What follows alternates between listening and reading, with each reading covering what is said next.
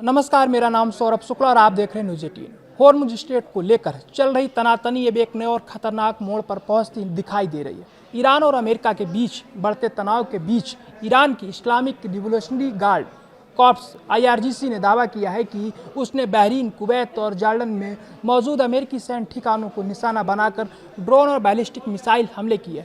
Iran के मुताबिक इन हमलों में कई ड्रोन और कम से कम 4 बैलिस्टिक मिसाइलों का इस्तेमाल किया गया है। हमलों के दावों के बाद पूरे खाड़ी क्षेत्र में सुरक्षा एजेंसियां सतर्क हो गई।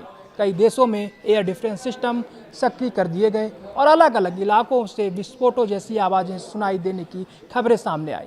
ताज़ा घटनाक्रम की शुरुआत हॉर्मुज स्ट्रेट में अमेरिकी अपाचे हेलीकॉप्टर के मार गिराए जाने की खबरों के बाद हुई। इसके जवाब में अमेरिकी सेना ने दक्षिणी ईरान के जास्क, सीरिक और केसम द्वीप के आसपास स्थित रडार केंद्रों, एयर डिफेंस प्रतिष्ठानों और निगरानी ठिकानों पर कार्रवाई की थी।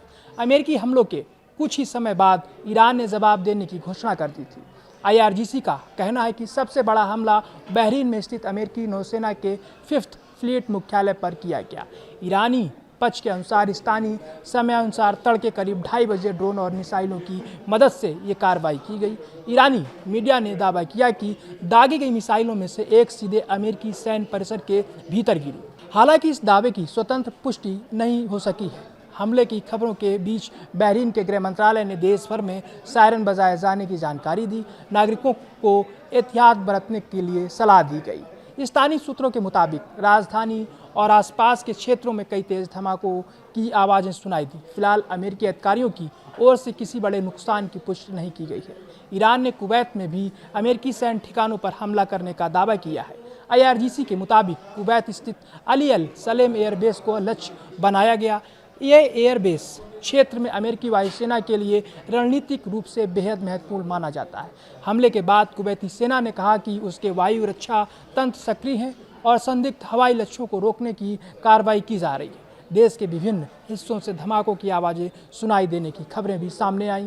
कुवैत प्रशासन ने नागरिकों से सुरक्षा संबंधी निर्देशों का पालन करने की अपील की है। ईरान का आरोप है कि उसके खिलाफ चलाए जा रहे सैन्य अभियानों में कुवैत स्थित अमेरिकी ठिकानों का उपयोग किया जा रहा है। जॉर्डन की सेना ने कहा है कि उसने अपने हवाई क्षेत्र की ओर बढ़ रही 5 मिसाइलों को रास्ते में ही नष्ट कर दिया। सैन्य अधिकारियों के अनुसार ये मिसाइलें अल अजराक क्षेत्र की दिशा में आ रही थी और एयर डिफेंस सिस्टम ने समय रहते उन्हें इंटरसेप्ट कर लिया। हालांकि मिसाइलों के कुछ टुकड़े जॉर्डन की ज़मीन पर गिरे, लेकिन किसी प्रकार के जान माल के नुकसान की सूचना नहीं है। जॉर्डन ने साफ किया कि उसकी सेना देश की सुरक्षा और हवाई सीमाओं की रक्षा के लिए पूरी तरह तैयार है। क्षेत्रीय मीडिया रिपोर्टों के अनुसार जॉर्डन में मौजूद अमेरिकी सैन्य सुविधाएं भी ईरानी हमलों के संभावित निशानों में शामिल थीं।